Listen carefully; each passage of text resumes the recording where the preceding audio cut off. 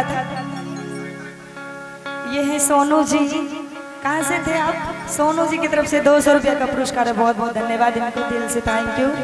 अरे ये बड़ा ही प्यारा सॉन्ग है, आप लोग मार मत कीजिएगा।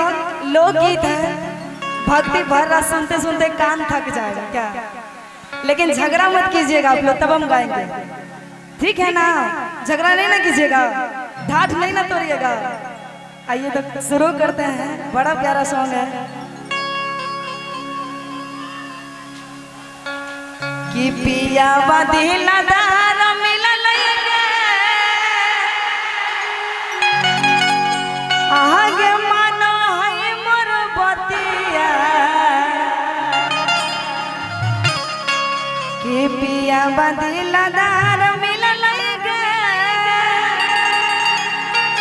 हर मानो है मोर बतिया। आसाया सारी लैला के चोरी का गाना बागे काला कातावा से अइलै मोर आशा जाना बागे काला कातावा से। आइए और गाना बड़ा प्यारा भाव में झुमका आइएगा इसमें, ठीक है?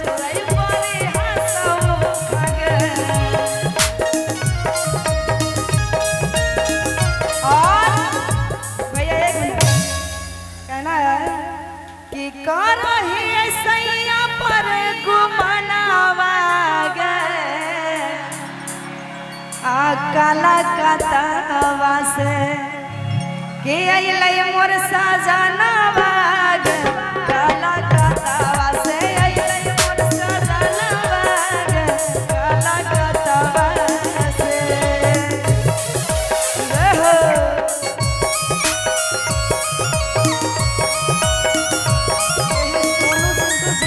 महुआ बाजार से 200 रुपये का पुरस्कार है, बहुत बहुत धन्यवाद।